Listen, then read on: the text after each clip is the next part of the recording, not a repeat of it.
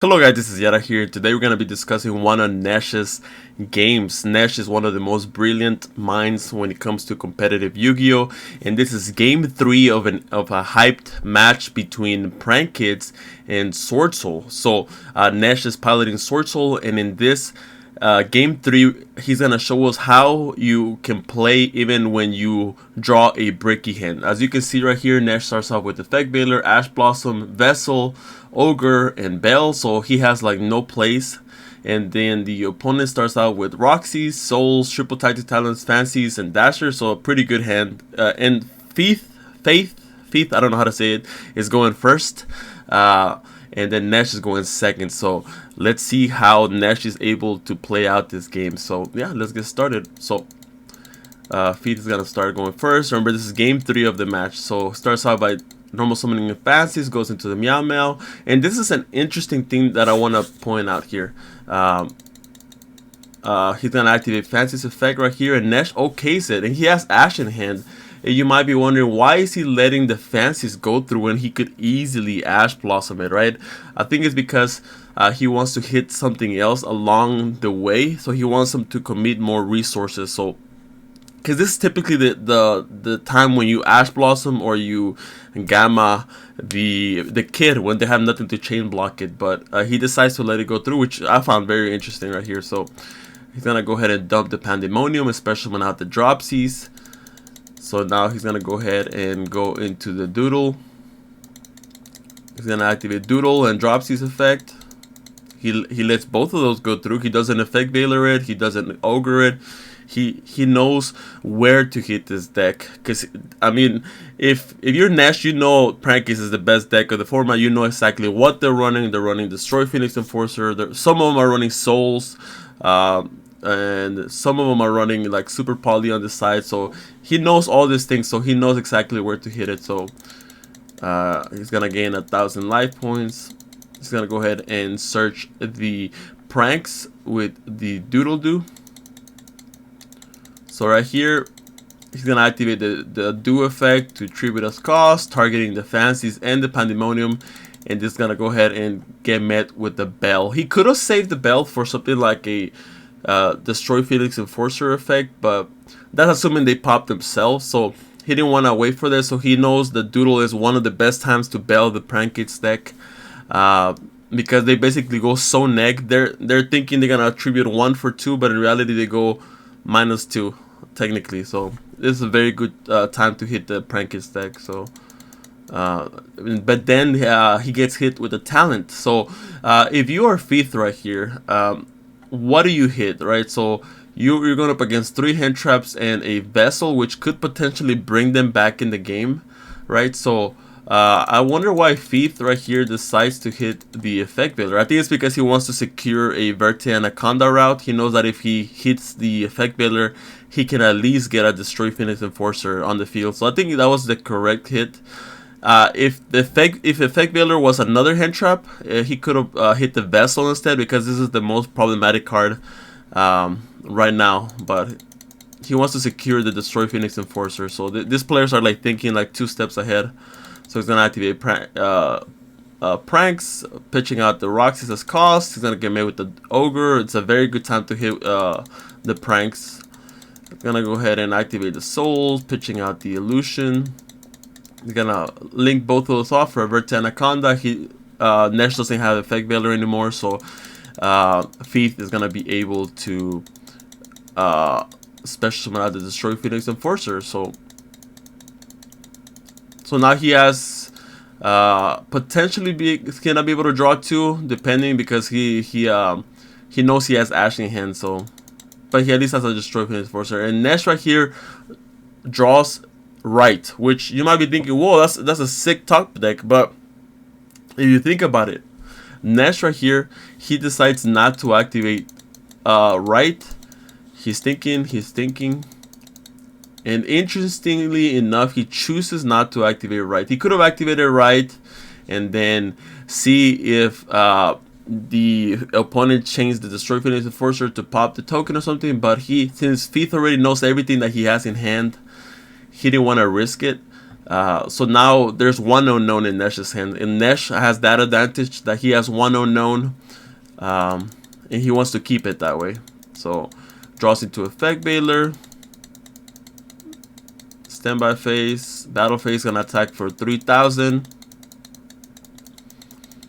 And now he draws into Ashina, which is he's finally gonna be able to play right here now that he draws into Ashina.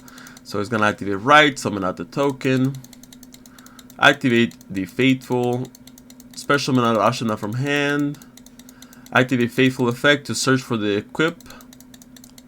He's gonna search for the Draco back. Now it's gonna activate the second effect, but Faith is actually thinking on the first effect, the searching the Draco back. So he's gonna go ahead and think right here. Activate effect to pop the Faithful, because Faithful is gonna be able to get him 2 searches, de-equip plus the Griffin Rider, or another temple or a temple.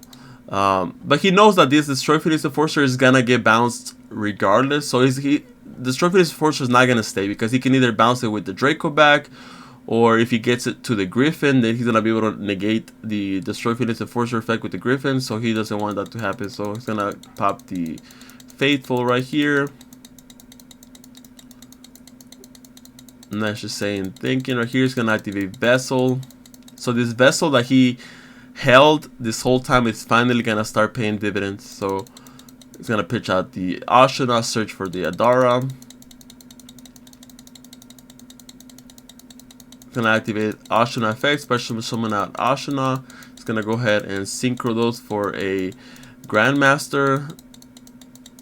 He's saying Faith is saying think. He's gonna go ahead and pitch the effect Baylor to negate that. He doesn't want him to get access to something like an emergence or something, because he had a normal summon at this point, so he could have searched for a Moi reveal, and he would have just popped off from there. So that was a good time to hit with the effect Baylor. So he's gonna go ahead and attack. Now he's going to draw phase. So Dasher effect, Nibiru is gonna come out. Standby phase, Destroy Phoenix Enforcer is gonna come out. And then battle phase, he's gonna attack. He's gonna go ahead and activate the Grandmaster effect to banish this out. You might be wondering, why is he activating the effect right here, which is not really going to matter, because he can just change the Destroy Phoenix Enforcer effect. It's because he wants to banish Ashina, so that he's gonna be able to grab it back with Adara at some point in his next turn. So he's gonna go ahead and attack.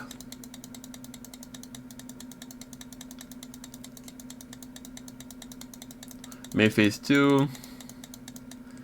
And main phase 2 is gonna go ahead and banish out the Celestial and the Dasher. He's gonna get met with the Nash. So now we're gonna go to draw phase, standby, main phase 1, activate Pot of Prosperity right here. He's gonna go ahead and banish out 6, Hulk Fibrax, Herald Darklar, Shooting Riser, Shao Fang, the Sinister, and Baron the floor. So let's see what he sees right here. So he sees an infinite impermanence. He just needs something to stop the Destroy Phoenix Enforcer pop, so he can combo off freely. Because this is the only interruption that Thief has at this point. Negate the Destroy Phoenix Enforcer. He lets it go through. Okay. Special summon out Ashina. Go into the Monk. Special summon out Adara. Go into Hulky Fabrax, and Hulky Fabrax here's gonna bring 001, and this is full combo from here. Then the Rorodon is gonna come out. It's gonna go ahead and synchro those off for the Yasi. Yasi effect to pop Nibiru. Yasi effect to special summon out from deck. Special summon out Tai. Taya effect, banish out the Yasi, summon out token. He's gonna go into the backshot shuffle back the Destroy Phoenix Enforcer, and this should be enough for game, I think. Let me see, because it's 21 plus 23, that would be 44 divided by 2 because of Pot of Prosperity, so this is 2200, so it's still not enough. But now he's gonna be able to activate Ashina effect, and this is enough right here. So pop, synchro for the Draco Berserker, and this is 100% game. So yeah, a couple of takeaways that I have from that game 3 of the match. Nash played very well.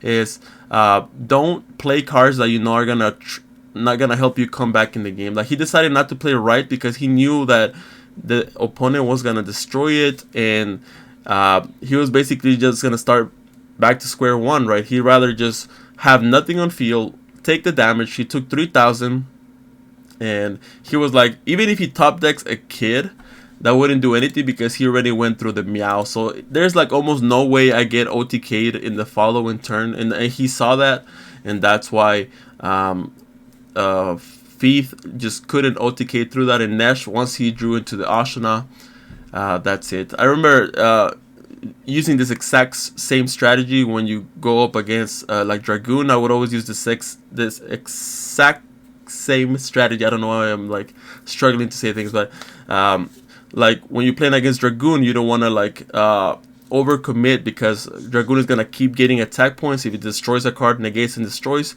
So it's better to just let it sit on the field, let it attack you directly. As long as they don't have lethal, it's better to just let it attack you directly, and then you're able to draw into more cards. And then once you have all the resources available to make a play, then you fully commit. But not until then. But anyways, well played by Nash. And as always, guys, this was Yara here, and I'll catch you on the next replay.